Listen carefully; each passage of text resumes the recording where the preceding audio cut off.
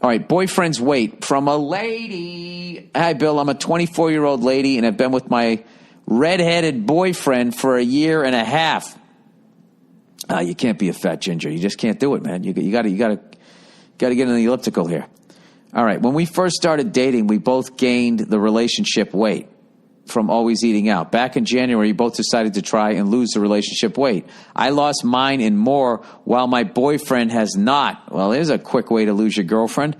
I struggled with weight my whole life and take diet and exercise seriously. I've tried to nicely tell him how he should try to be healthier. If he's 24 years old, he's already a fat boy. What are you going to look at 34, 44, 54? You're gone. You're going to die.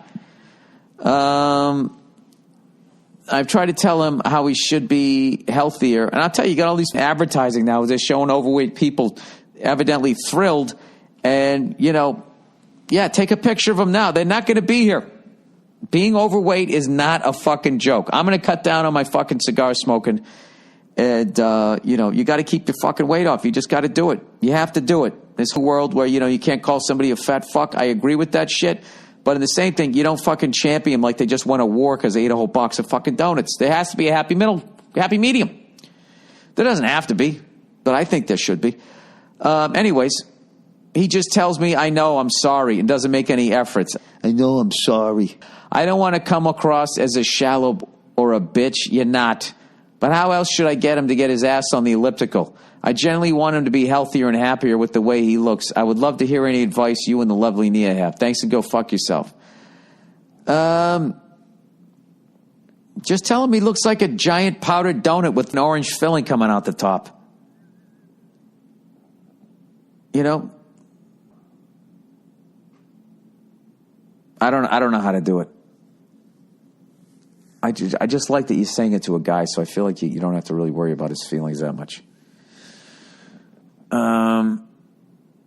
I just sit down and say, I just, I'm worried about you, and you just keep saying, I know, I'm sorry, and you're not doing anything about it. And it's not acceptable to me, and it shouldn't be acceptable to you. All right? You're in the prime of your life. You should look like it. I guess, the Dr. Phil way would be like, why are you eating so much? What is it that you feel that you're getting out of eating them cupcakes? What is it that you're not dealing with? I don't know.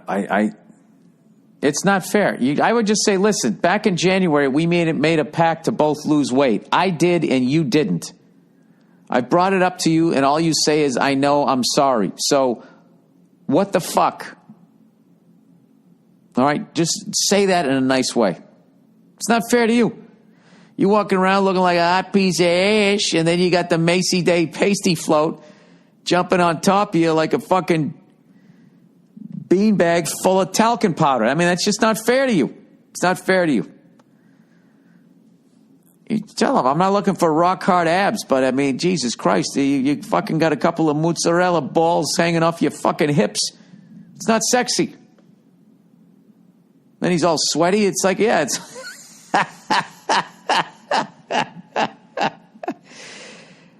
Yeah, maybe give him a bad nickname. Don't listen to me. I'm mean. I'm mean. I got a good heart, but I can get mean. All right. Boyfriend's wait from a lady. Okay, and the last one. UFO conspiracy and Bob Lazar. Lazar? I don't know. Hey there, old Billy Barbershop Quartet. Not sure if you heard about this one yet, but I know you're into conspiracy theories, so you got to listen to Rogan's podcast with Bob Lazar. It's fucking crazy. He's been telling this story since the 1980s, so if he's bullshitting us or whatever, I commend him for keeping it going for 30 years, but even Rogan believes him for the most part. If you don't know his story, he's basically a physicist who has degrees from Caltech and MIT and first started his career at the Los Alamos National Laboratory. He made the local newspaper after putting a jet engine in the back of his Honda, which then got the attention of government officials at S4, which from my understanding is a lab at Area 51. See that, people? You put yourself out there, you get a job. He eventually gets employed there, and on his first day, he's briefed on all this alien technology and is tasked to the propulsion team working on power source that operates the UFOs. Wait, there's a UFO there, and all of a sudden he's working from day fucking one? Hey, welcome to Area 51. They didn't Men in Black him with that little fucking thing there? Anyways, this is where it gets crazy. All right, so now I'm watching this. The Joe Rogan episode here. Let me make sure I got this down here. Where is it? Where is it? Hang on. Content. It is episode 1315. 1315. All right. He eventually gets employed there. Blah, blah, blah, blah, blah. This is where it gets crazy. Now, Bob claims that the U.S. government has 9 UFOs in their possession, and they're all powered by this anti-gravity device that is essentially a reactionless power source, i.e. zero exhaust. Bob's purpose there was to figure out how that power source worked. Jesus, which would involve taking it apart. Oh my God, how scary would that be? But one of the craziest things he mentions is that one of these aircraft were found on an archaeological dig, which is wild to think about how long it's been here for. Yeah. I don't think that's that wild. I always had a theory that water was the nuclear waste from the last people that fucked up this planet. And everything you're seeing is mutant fucking shit. And just because we crawled out of it, we vibe with it, so we think it's beautiful. You know? And in the future, you'll have like plastic fucking beings made out of water bottles or some shit. I don't know. He only worked there for about 6 months and then blew the whistle in 89. Yeah, he's a fucking rat. Keep your mouth shut. But since then, he's been telling the same story, and the details never waver. You know something? I used to think that people should rat out people for shit like this. But you know something? Watching the behavior of people online, they shouldn't be privy to this information. They can't even handle Hillary Clinton losing to fucking Donald Trump. You know? The other assholes can't handle fucking Obama winning a couple elections. I don't know. I don't know. You can tell them about fucking UFOs? Why can't I have that anti-gravity machine in my fucking trailer? He had his birth certificate and school records scrubbed. His house and business constantly get raided by the FBI and other government agencies and is discredited all the time. But as time goes on, more things slowly come out to validate the story. Like, for example, the people at Los Alamos National Lab claim he never worked there, but there's an employee logbook from the 80s with his name in it, shown in the documentary.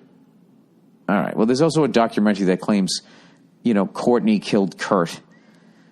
So I don't know. Also, he talks about how at S4 they had this biometric device that measured the length of your finger bones because they're unique to every individual.